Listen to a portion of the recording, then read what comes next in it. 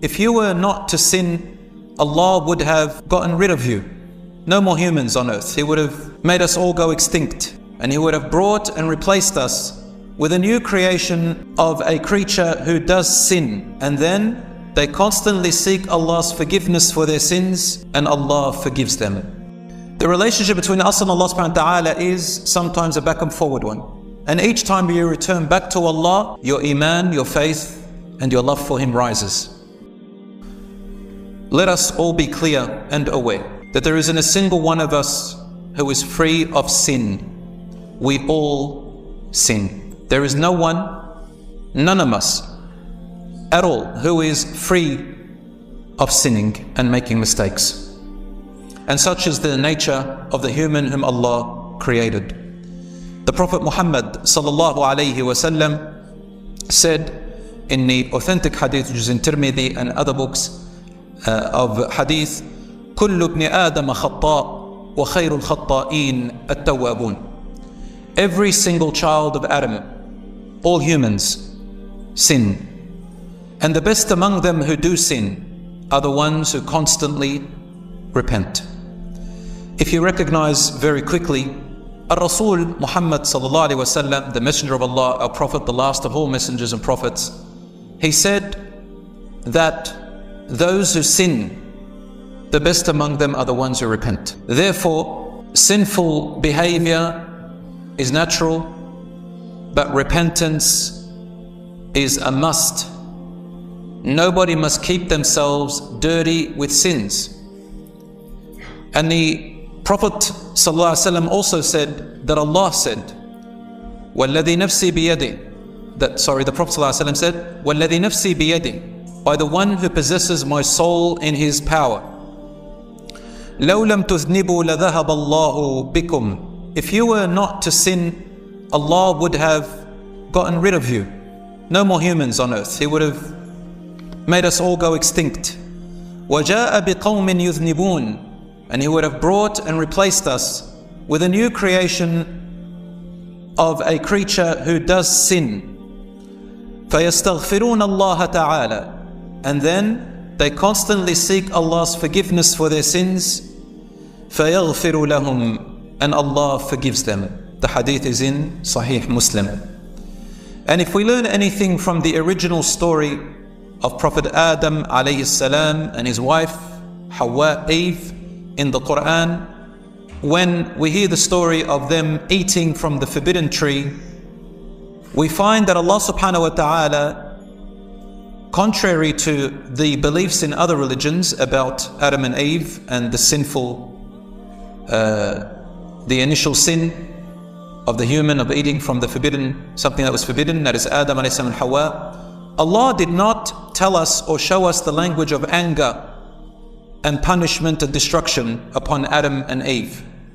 We don't find that Allah is saying to them, I will punish you for eating from the forbidden tree by placing you on earth so you can suffer and go through turmoil. Absolutely not. For Allah subhanahu wa ta'ala already told us in the Quran and the books before that He was going to create Adam and place him on earth anyway. That was the plan.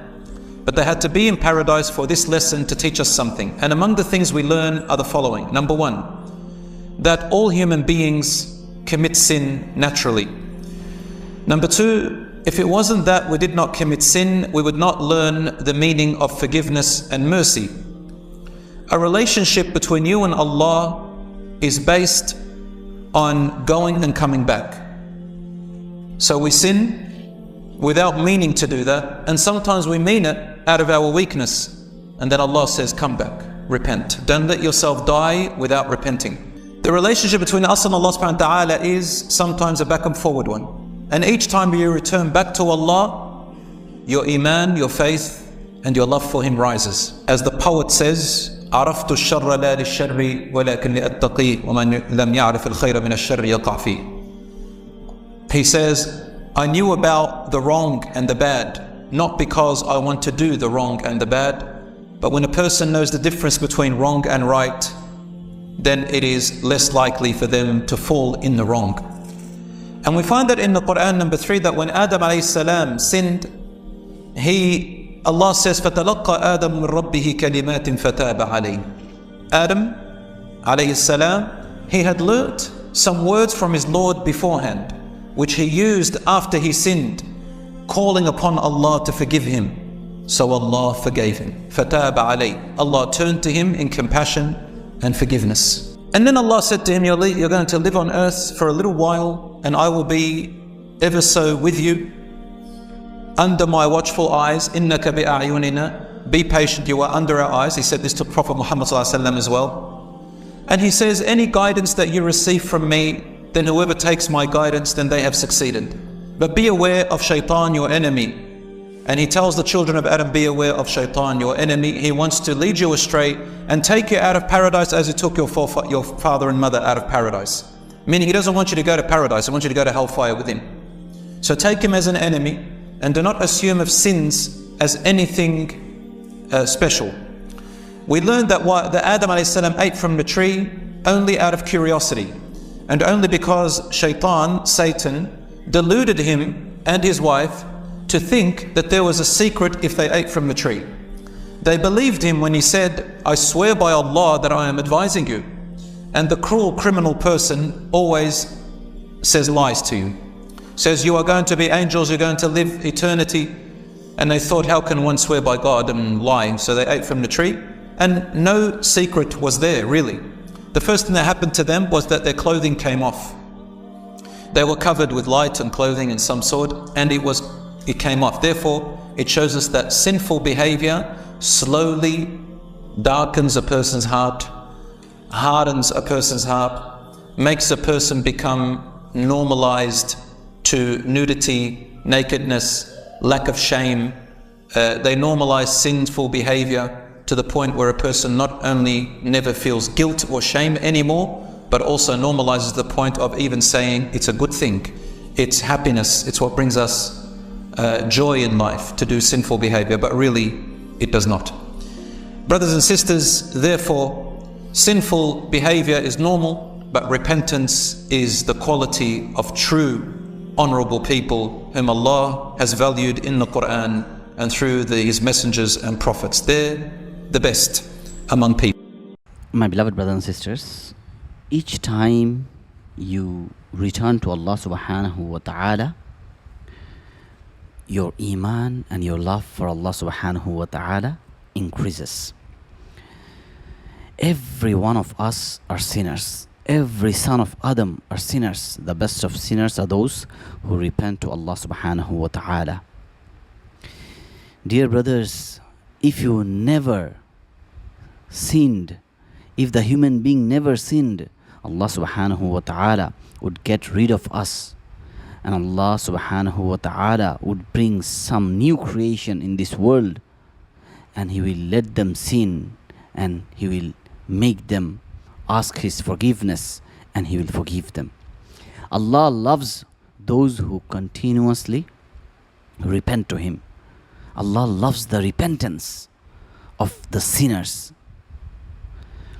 So no matter how many times you have sinned, how many times you have fall short, how many times you have wronged yourself, turn back to Allah, cry to Allah, beg Allah, repent to Allah. That is the only way you can come back to Allah, and you can love Allah, and you can get the love of Allah after sinning. Shaitan always wants us to sin, and he always wants us to go far away from Allah subhanahu wa ta'ala. He doesn't stop after making us sinning. He makes sure that we don't return to Allah. He doesn't want us to repent to Him. So he always makes us feel guilty and makes us stop repenting to Him.